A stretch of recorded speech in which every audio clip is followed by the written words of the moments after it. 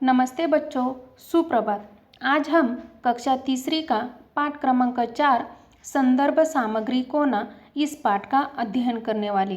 तो बच्चों, पहले हम इस पाठ को पढ़ लेते हैं। तो यह जो पाठ है वो कक्षा में अपने शिक्षक और बच्चों में की हुई बातचीत के आधार पर है। बच्चे कक्षा की सजावट कर रहे हैं। गुरुजी कक्षा में प्रवेश करते हैं। सभी बच्चे प्रणाम गुरुजी। गुरुजी, बच्चों नमस्ते। कक्षा को सजाने के लिए तुम सब क्या क्या करते हो?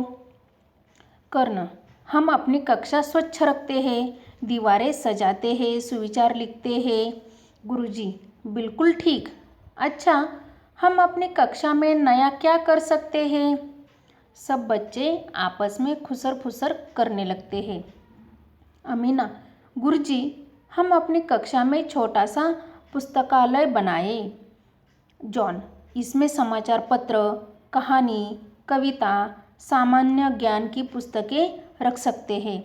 अपूर्वा, पंचतंत्र, हितोपदेश, बीरबल, तेनालीराम की पुस्तकें अवश्य रखेंगे। कार्तिक, चुटकुले, कार्टून, चित्रकथा की पुस्तकें मुझे बहुत प्रिय है, इन्हें भी रखेंगे। गुरुजी, अरे वाह, मेरे बच्चे तो बड़े होशियार हैं। इसके अतिरिक्त यहाँ शब्दकोश, समाचार पत्र, हस्तलिखित पत्रिका और तुम्हारे बनाए नए चित्र, शैक्षणिक सामग्री भी रखेंगे। वर्ष में एक बार इनकी प्रदर्शनी भी लगाएंगे। जसवंत कौर, गुरुजी, पुस्तकालय में शैक्षणिक सामग्री? गुरुजी, हम पुस्तकालय की जगह अपनी कक्षा में संदर्भ सामग्री कोना बनाएंगे। तुम सब बारी बारी से सामग्री घर ले जाकर पढ़ सकते हो, कक्षा में उपयोग कर सकते हो। इस संदर्भ कोना का उद्घाटन मुख्याध्यापक के हाथों से होगा।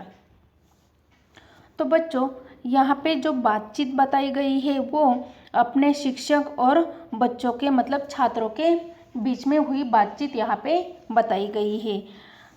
तो यहाँ पे जब गुरुजी कक्षा में प्रवेश करते हैं, सबसे पहले सब बच्चे गुरुजी को प्रणाम करते हैं। प्रणाम गुरुजी कहते हैं। गुरुजी बोलते हैं, बच्चों नमस्ते। कक्षा को सजाने के लिए तुम क्या क्या करते हो? मतलब बच्चे कक्षा सजा रहे थे, कक्षा की सजावट कर रहे थे। तो गुरुजी ने उनसे पूछा कि कक्षा को और भी अच्छा करने के लिए, सजाने के लिए आप सब क्या क्या कर सकते हो, क्या क्या उपाय है आपके पास? तो उसमें से एक जो छात्र है उसका नाम है कर्ण। वो बोलता है, हम अपनी कक्षा स्वच्छ रखते हैं, दीवारें सजाते हैं, सुविचार लिखते हैं। तो जिस तरीके से हम अपनी कक्षा को सजाते हैं उसी तरीके से यहाँ पे बच्चे भी अपने कक्षा को सजाते हैं। तो वो अपने शिक्षक से, गुरुजी से कहते हैं कि हम अपने कक्षा को स्वच्छ रखते हैं, मतलब उसमें कुछ भी गंदा कागज वगैरह नहीं डालते हैं, दीवारें सजाते हैं, सुविचार लिखते हैं। तो गुरुजी बोलते हैं, बिल्कुल ठीक। अच्छा, हम अपनी कक्षा में नया क्या कर सकते हैं? तो जब कर्ण ने बताया कि हम अपनी कक्षा की किस तरीके से स्वच्छता रखते हैं, कैसे हम अपने कक्षा को अच्छा साफ सुथरा रखते हैं, यह कर्ण ने बताया। तो उसके ऊपर गुरुजी बोलते हैं, सही बात है, बिल्कुल ठीक है, आपने जो कहा वो बिल्कुल ठीक है। तो अभी मुझे आप बताओ कि अपनी कक्षा में कुछ हम नया क्या कर सकते हैं, अपनी कक्षा में और किस तरीके से हम बदलाव ला सकते हैं। तो सब बच्चे आपस में खुसर फुसर करने लगते हैं। खुसर फुसर करना मतलब बातचीत करना। तो सब बच्चे आपस में एक दूसरे से बातचीत करने लगते हैं। अमीना बोलती है, गुरुजी, हम अपनी कक्षा में छोटा सा पुस्तकालय बनाए। तो अमीना गुरुजी से बोलती कि हम अपने कक्षा में एक छोटा सा पुस्तकालय बनाए। पुस्तकालय का अर्थ है जहाँ पे बहुत सारे पुस्तक होते हैं, छात्र वहाँ पे जाकर उस पुस्तक को पढ़ते हैं, नहीं तो अपने घर में भी ले जाकर पढ़ते हैं, तो उसको हम पुस्तकालय बोलते हैं। वहाँ पे बहुत सारे प्रकार के पुस्तक रहते हैं। जॉन, इसमें समाचार पत्र, कहानी, कविता, सामान्य ज्ञान की पुस्तकें रख सकते हैं।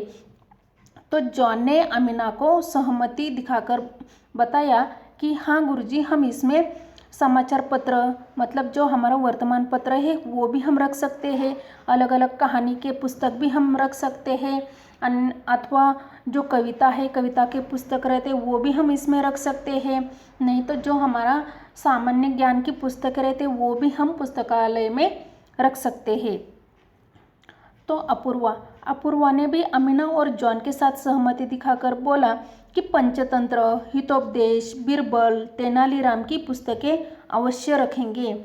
मतलब अपूर्वा यहाँ पे जो हमारी लोक कथा के जो पुस्तकें हैं वो भी यहाँ पे रखने के लिए सहमति दिखाती है। कार्तिक कहता है, चुटकुले, कार्टून, चित्रकथा की पुस्तकें मुझे बहुत प्रिय है, इन्हें भी रखेंगे। तो कार्तिक को चुटकुले, कार्टून, चित्रकथा की पुस्तकें बहुत अच्छी लगती है, उसको पसंद है। तो वो बोलता है कि हम इन पुस्तकों को भी हम अपने पुस्तकालय में रखेंगे। गुरुजी, अरे वाह, मेरे बच्चे तो बड़े होशियार हैं। तो गुरुजी को भी अच्छा लगा। उन्होंने उनको शाबाशी देते हुए बोला कि अरे वाह, मेरे बच्चे बहुत ही होशियार हैं।